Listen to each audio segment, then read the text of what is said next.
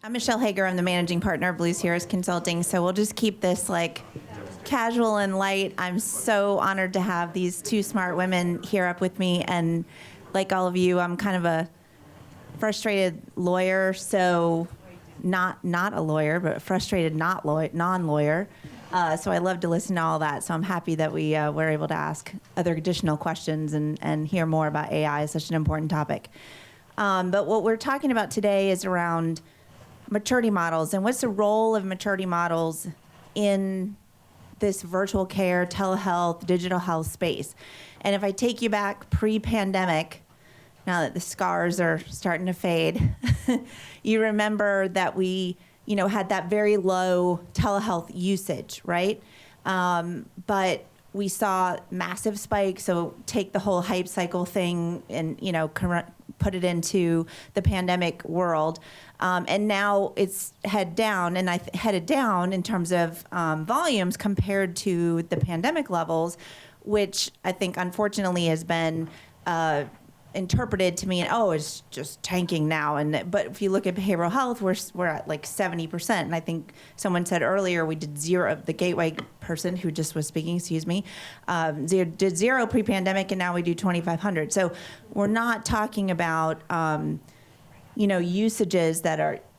You guys can put that in the back of the room. It's fine. Yeah. Sorry. And just hold it up back there. At later stage, I'll give you a clue. I'll give you a cue. So those usages, that usage level, and if you look at health systems like the folks that are here that have utilized it previously, you know that these numbers are up. So now we have to decide, what does a mature organization look like and a mature program look like, and is it different based on an academic medical center to a community health center to a critical access hospital, and what role does legislation play or incentivizing in smart innovation like AI, and how should we incorporate that into these maturity models? And from a maturity model perspective, and I'll be brief in my remarks, I want to hear more about what we all think on the panel, but most maturity models generally include, and you all have Post-it notes here because you're going to have to do some work throughout the day because we won't be able to do it as we initially intended because our congressional panel will come in. But the operational, clinical, they include operational elements, they include clinical elements, and they also include some kind of customer-based elements.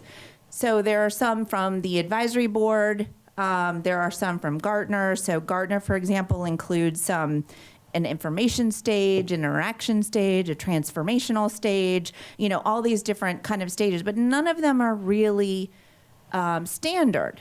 There's not a standard in the way that we can look at that and say, that's where I need to point to. And unfortunately or fortunately, organizations use these as roadmaps. And I know from my own experience in the work that we do, organizations want to know, where do I stack up against other organizations, right? Am I behind? Am I ahead? And is it, again, different based on the organization? In addition, in my research and doing this panel, I noticed that some things are digital health, right? We all know these words get thrown around. Virtual care, telehealth. So now we're back to what is telehealth again? And we need a definition. I don't even want to think about that, but it is what it is. But in this, what we saw back in meaningful use, again, scars that are now healing, HIMSS developed the MRAM model that we all drove towards, right? We knew that this was all part of meaningful use. We drove toward that. Everybody knew what we needed to accomplish. So this is the type of thing that I want you to think about as we have this conversation and how we utilize these maturity models. In addition, also the National Institute of Health has one also, but unfortunately that has not been very helpful in terms of understanding how to measure success of a program. And that, I think, is the key factor that organizations are looking to. How do I determine whether or not the program that I'm developing is successful and will be successful, and whether or not it's accomplishing what I hope that it will accomplish? So with that, in our few minutes. So tell me a little bit, Linda and Lisa May, I'll need to give you guys these, yeah. Not above yelling. Yeah, we can either yell or we can do that. So tell me how the maturity models have guided your organizations in telehealth, and then, or maybe they haven't. So tell us a little bit about that. I'll let you start, Linda. Super interesting question. And I'm just grateful for this panel and that maturity models exist, because it reminds me that while we sit here all morning and talk about the tenuous, temporary, looming challenges of the field, we are successful. We're all on the models somewhere, right? So one of the ways I use those maturity models is to remind myself that we've been places that we aren't anymore, and we are in fact maturing. But you're right, there are many of them. There are 5 or 6 of them that get tossed around. They're all a little bit different. And I use them as sort of abstract roadmaps, right? So it's like not the details of a Google map or a strategy or a tactic, but more abstract than that. So that I can articulate where we've been using language that is provided in those models to the many people who have to help me move things forward. And then also to decide, how do we want to, like, what is the next step going to be? Because you don't have to stay on the same model the whole time. You can be like, okay, so now that we're very mature, so telehealth is integrated into all of our ambulatory care. What's the next step strategically? And is that to look at our network, right? And to make sure that it's as straightforward for our network affiliates to integrate telehealth as it is for our on-site providers. It can also be, where do we move to other models of care? So we're pretty established in ambulatory care, but what can we do in the hospital, right? So the models give you like a bit of an abstract menu to help you decide, to show you where you've been, and then also to help you decide where you could go next. So, hi everyone. I've been really enjoying the discussion and learning a lot from all of you. I really appreciate the opportunity to be on this panel and talk about, what we've been doing. What's important is to realize that everyone is on a different road, right? A different highway. They have different maps that, they're all wanting to get to the same location, which is a successful program that impacts patient care in a way that's meaningful, with outcomes for patients that will benefit them in the long run to having a great quality of life, okay? And living their life, doing their ADLs, and being able to be part of society. So that's really where we want to go. And unfortunately or fortunately, some organizations found themselves on the road to telehealth without knowing that they were on the road to a telehealth program. So, for example, where a previous organization, we were very, very early adopters of the telecritical care model of care. It was brought to us through our champion, our executive champion, and we started providing services because we wanted to integrate how we were providing critical care across multiple hospitals. The problem is, fast forward 15 years later, other telehealth modalities and programs have developed, and now we're looking backwards to see all the holes that we missed because now we're not integrated. We're very siloed. Our outpatient strategy has no connection or relationship to our inpatient strategy. And it's the same patient that's moving through from the digital front door inside of the hospital to the hopefully not revolving back door. So the most important thing I think that our organization is now realizing is that we have to figure out a way to use a maturity model to see where we need to develop that we haven't developed in order to move forward. So I think that's some of the things that we've learned over the time.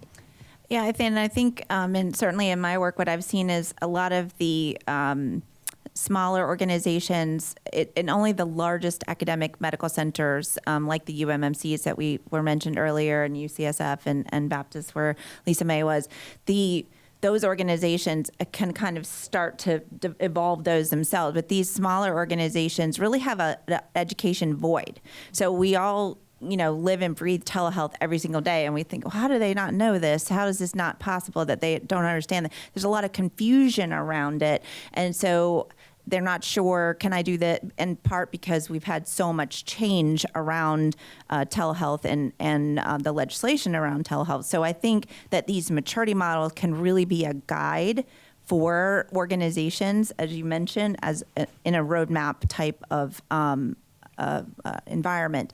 We do have the Blue Cirrus one here because your homework is going to be to, adjust it as you think it should be. What sections, take your Post-it notes and, hey, this should be here. We should have these columns. We should have this, and we should include these pieces. So that will be your homework throughout the day and the next day. But considering these large and small organizations, should there be different maturity models for different sizes or different sized organizations? And if so, why? And what are the complexities that you can think of? You want to start, Lisa? Well, I think that maturity models are not exclusive to a small organization or a large organization. It really is a roadmap, as I mentioned earlier. It is a guide. And each organization needs to look at the key components. So, for example, the leadership and the strategy of that organization. What's the philosophy behind telehealth? Are we using this to fill a void within our community, or are we going to use it as a revenue generating or quality component or reducing costs? What exactly are we doing? And that doesn't, it's not exclusive to a large or a small organization. And when it comes to the different stages within a maturity model and understanding what limitations in terms of infrastructure that you have.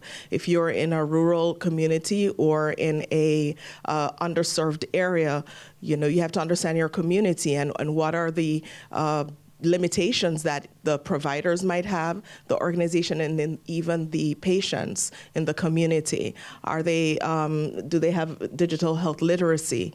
Do they have access to the technology to be able to even access telehealth? So it's so complex, and you all, I'm speaking to the choir, but regardless of the size of the organization, it's the intentional approach of the leadership first, and looking at the strategy for the organization. And then from there, I think it kind of runs smoothly. Yeah, I very much agree. Ultimately, maturity models are about how ideas spread in an organization, right? Sort of fundamentally. And that can be differ in important ways from organization to organization, and may or may not actually just be based on their size. But they really are just roadmaps. They are one solid page of very good ideas, and I think small organizations have, a right to skip steps, ignore steps, not plan to do certain steps, as appropriate, I like that statement, because I think what's important when if in organizations that you may be working with or working for, I think a lot of people start to think, oh, I need to have all of this technology, and I need to have all of this, governance, and I need to have all of this, all of these decisions made. What I find in working with organizations is typically they're at one stage for a particular silo, like maybe they've got a change management and governance in place, but they don't necessarily have clinicians engaged as much as they probably should, or have protocols involved as much as they should. So they might be mismatched in that way, and you might want to lift up one area versus another. And I think that's an important factor in thinking about it. You don't have to necessarily have all the greatest technology and, or all the best governance and not have every single piece of technology that you hear that's out there. You can even be in multiple places within the same organization. Yeah. The virtual nursing program can have great governance, and the ambulatory program can have a ton of physician engagement, and then, but no governance. Organizations can be very complex. Exactly. And there's a question in the back, so I'm going to let that come if that's okay. I think we have them both up here, so just scream out. Just yell. Yeah. Sure. So part of the maturity model idea, I feel like, is identifying where telehealth is most fit for purpose. And so to what degree and what strategies are being employed to assess the metrics that determine where telehealth is best allocated, where telehealth resources, like, I feel like the feds and payers want to make sure that clinicians know when telehealth is best versus when in-person is best. So, like, how does that fit in? It's a great question. I think I'll answer, and then you guys can certainly follow up. But I think like the NIH started to do that. Their model actually starts that idea of what's a fit for purpose. The problem is they define what is good, but they don't necessarily define how to get there or the measures that you should use to be in that space. So I think this is a wide open, sort of black hole, and part of the reason why we're talking about it today, because it is a problem. Right, and we have this opportunity now with you all in the room, and I just want to reiterate what Michelle said about those sticky notes. Those are coming, crowdsourcing, so Yeah. to speak, those ideas of how we can be intentional and to support moving to the next stage and understanding what gaps exist. Unfortunately, as we're talking here, we realize that there's so many different ways to eat the cow, so to speak, or the elephant, and we need to understand what pieces are going to be consistent throughout the model and what you can be able to build on. And so it's difficult as we are right now, where we're sitting, to then take what we have and go to legislators. We're not there yet. We need to get there, and I think this is a great start to getting us all on the same page. Thank you. Excellent question. I just want to say that fascinatingly, many telehealth maturity models don't involve that level of sort of strategic alignment with the organization's needs, with the needs of the patient, until like well into the middle, which is very strange, right? So we try to stay aligned with everything a healthcare organization does should be strategically oriented towards its larger goals, and telehealth is one of the ways to do that. It's been remarkable to me that because of this weird history out of couldn't really get paid for it, crazy doctors with wild ideas about treating patients who live far away, some of the models really are very, very dated at this point. I completely agree. Well, one thing I think that's important, and tying this back to, we're here in the Capitol Center, and what does this matter, and how to legislate? So what, right? Okay, Brian has to pay me $5 now because he said if I said that, then. But that being said, the purpose here is the states are thinking about this. New Jersey, Florida, Virginia, all states that we've been working with that are actually trying to decide what should their legislation look like related to telehealth, and where should they incentivize. And we as an industry who have been in this industry and have been defining best practices really need to be ahead of this and thinking about how should we be guiding these states, because what we're seeing is wide-ranging understanding of what telehealth should be and what it shouldn't be. And I can't tell you how many conversations, and this is just me on my soapbox in our couple of minutes before we have our congressional aides here, but the organizations that will say, let's put direct-to-consumer in, we got to do it, right? That was what Sky is following, we have to do it. Great, let me show you how much volume you have to have in order to make that profitable. A whole bunch, right? If we weren't in Pleasant Country, I'd say something. A whole bunch. And virtual nursing, now that we're in the same conversation, great, we can do this admission discharge. We can take that off. The nurses, okay, can we go to the next place? This is where these maturity models show state legislators, they don't know, right? As you heard Cindy High-Smith say, she's not in this industry. This isn't her day-to-day. She's fighting the good fight, but we have to teach them, what does this look like? And I think maturity models help in helping them understand, what does a mature organization look like post-PHE? Yeah. Because that's where we are now. So the question I'll ask about AI, because we just had this great conversation about AI, because where does that fit in the maturity model? And Krista, you just flag me down when you need me to, but where does that fit in an operational model? Okay. So I like to think of, I talk about my retirement a lot here, but I will be content to retire when virtual care is integrated into every care model at UCSF where it makes sense to do so, right? And if we include AI in part of that, the goal stays the same, right? And if you're getting virtual care via a text message from your nurse practitioner or from an automated system that is responding in a not artificial intelligent way, a branching logic system, but you're getting the care you need, and it's integrated into your entire care experience with us. I don't care where that message comes from, right? If it's coming from a appropriately knowledgeable, well-vetted, tested, all the other things Joe talked about, AI, or a human, or some other script, I'm good with all of it, right? I feel like it's just another one of the tools that should be in the model, you know. I think what's really scary is what Joe mentioned about deep fake orbital scans to fake glaucoma. Is that what you said? Diabetic retinopathy. So yeah, that's pretty scary actually. But when it comes to AI, I don't think that it's exclusive looking at telehealth AI specifically, but it's the whole picture, again, going back to what I said in the beginning, of what is your philosophy and what do you want your care to look like for your patients, and whatever that means. And so AI, understanding the implications, the ethical implications, as also the benefits, it's all, you can all look at it as a, you know, one of the tools in the toolbox in order to provide that excellent patient care and outcomes. And one last thing, just to state that as clinicians, we are responsible for oversight, regardless of whether or not AI is on its own trajectory. We have to have that intellectual oversight. And I encourage you guys to read about explainable AI. IBM has a really good explanation about explainable AI and how understanding the why of these algorithms and how these algorithms are put together helps clinicians take better care of patients. And you had a question? Yeah, Yep. On the deep fake technology, that risk has been overcome.